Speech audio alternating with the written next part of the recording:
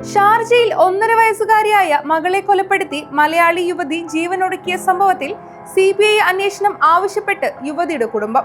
മൃതദേഹം കേരളത്തിലെത്തിയ ശേഷം വീണ്ടും പോസ്റ്റ്മോർട്ടം ചെയ്യണമെന്നും മകളുടെ ഭർത്താവ് നിതീഷിനെതിരെ അന്വേഷണം നടത്തണമെന്നും മരിച്ച വിഭജികയുടെ അമ്മ മാധ്യമങ്ങളോട് പറഞ്ഞു. പരാതിയിൽ സമഗ്രവും സുതാര്യവുമായി അന്വേഷണം നടക്കണമെന്നും കുടുംബം ആവശ്യപ്പെട്ടു. CBIക്ക് അന്വേഷണം കൈമാറണം, കുറ്റവാളികളെ ശിക്ഷിക്കണം, സംസ്ഥാന കേന്ദ്ര സർക്കാരുകളുടെ ഭാഗത്തു നിന്നും പിന്തുണ ഉണ്ടാകണമെന്നും കുടുംബം പറയുന്നുണ്ട്. മകൾ ഒരിക്കലും ജീവനൊടുക്കില്ല. എന്തിനാണ് കൊന്നതെന്ന് അറിയണമെന്നും മുതലാണ് വേണ്ടത് എങ്കിൽ അതെടുത്ത് മകളുടെ ജീവൻ തിരിച്ചു തന്നാൽ പോരായിരുന്നു, മകളെ കൊന്നത് തന്നെയാണ്, ശിക്ഷ വാങ്ങിക്കൊടുക്കണം എന്നാണ് ദുഃഖമടങ്ങാനാവാതെ അമ്മ മാധ്യമങ്ങളോട് പ്രതികരിച്ചത്.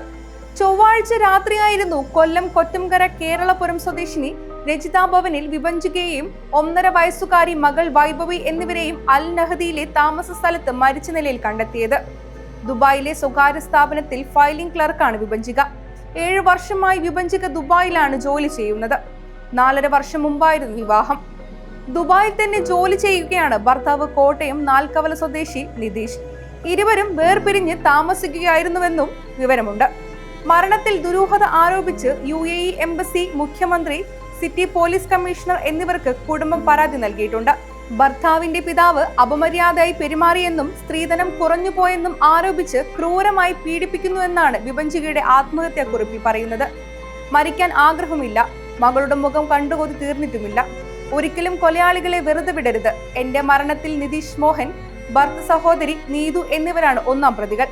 2-ാം പ്രതി ഭർത്താവിന്റെ പിതാവ് മോഹനനാണ് എന്നും വിഭജിക കത്തിൽ പറയുന്നുണ്ട്.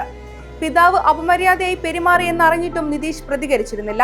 മാത്രമല്ല, തന്നെ വിവാഹം ചെയ്തത് അച്ഛനും കൂടി വേണ്ടിയാണെന്നായിരുന്നു നിതീഷിന്റെ മറുപടി നൽകിയത്. വിവാഹം ആഡംബരമായി നടത്തിയില്ല, സ്ത്രീധനം കുറഞ്ഞുപോയി, കാർ കൊടുത്തില്ല, വീടില്ലാത്തവൾ, പണമില്ലാത്തവൾ, തെണ്ടി ജീവിക്കുന്നവൾ എന്നിങ്ങനെയെല്ലാം ആക്ഷേപിച്ച് ഭർത്തൃ സഹോദരി തന്നെ ജീവിക്കാൻ അനുവദിച്ചിട്ടില്ലെന്നും വിഭജിക കുറിപ്പിൽ പറയുന്നുണ്ട്. ഗർഭിണിയായിരുന്ന സമയത്ത് തന്റെ കഴുത്തിൽ ബെൽറ്റിട്ട് വലിച്ചുവെന്ന് വിഭജിക പറയുന്നുണ്ട്. ഗർഭിണിയായി 7-ാം മാസത്തിൽ തന്നെ നിതീഷ് വീട്ടിൽ നിന്നും തന്നെ ഇറക്കി വിട്ടു. നിതീഷിന് ഒരുപാട് സ്ത്രീകളുമായി ബന്ധമുണ്ടെന്നും കത്തിൽ പറയുന്നുണ്ട്. തുടക്കത്തിലൊക്കെ നിതീഷ് തന്നെ തല്ലുമായിരുന്നുവെങ്കിലും കാര്യങ്ങൾ നോക്കുമായിരുന്നുവെന്നും എന്നാൽ കഴിഞ്ഞ 1 വർഷത്തിലേറെയായി തനിക്ക് വെള്ളമോ ആഹാരമോ വസ്ത്രമോ ഒന്നും തന്നില്ലെന്നും വിഭജിക ആരോപിച്ചു.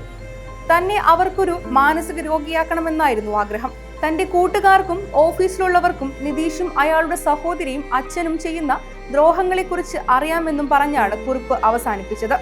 മരണത്തിൽ ഷാർജ പോലീസ് അന്വേഷണം ആരംഭിച്ചിട്ടുണ്ട്. ഷാർജ അൽ ഖാസ്മി ആശുപത്രിയിൽ പോസ്റ്റ്മോർട്ടത്തിന് ശേഷം മൃതദേഹം ഈ മാസം 16-ന് നാട്ടിലെത്തിക്കാനാകുമെന്നാണ് ബന്ധുക്കൾ കരുതുന്നത്.